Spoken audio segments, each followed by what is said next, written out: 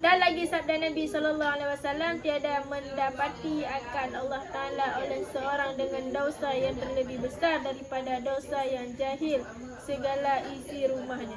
Kata Nabi SAW, dosa yang paling rayanya ke dosa jahil isi rumahnya. Isi rumah orangnya jahil, anak dia petah yang hari, tah yang hari, tah yang makruh, tah ada apa je.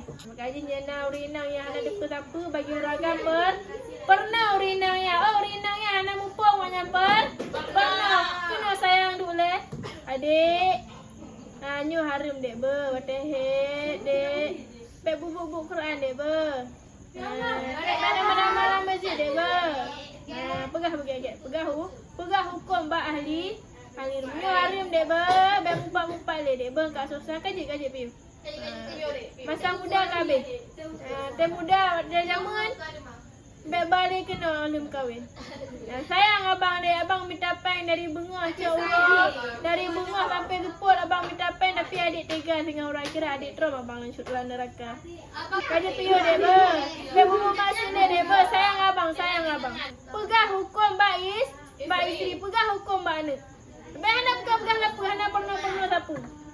Yang ke paling raya dosa bagi orang agam yang membiarkan keluarga goknya dalam keadaan jahil. Oh hanya roh yujak but. Oh roh hanya dalam neo. Anam rumah jabut sebelum tapai nyamut. Yujak dek. Nadrah nampak balayan. Jaju.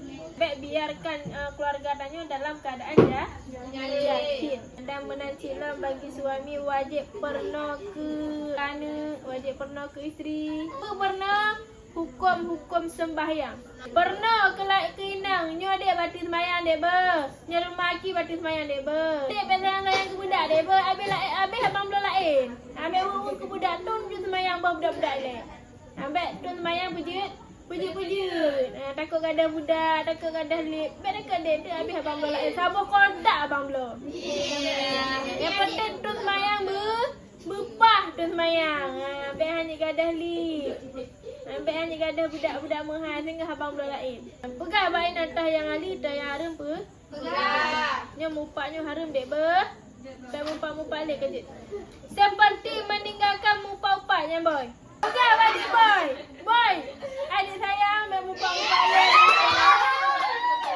Dan mengadu-ngadu menanci baik adu dong. Adu dong pegah baik isteri baik sayang ber. Hanjit lagi ni.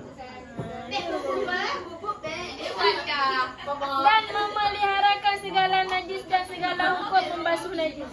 Dan menanjik penuh masalah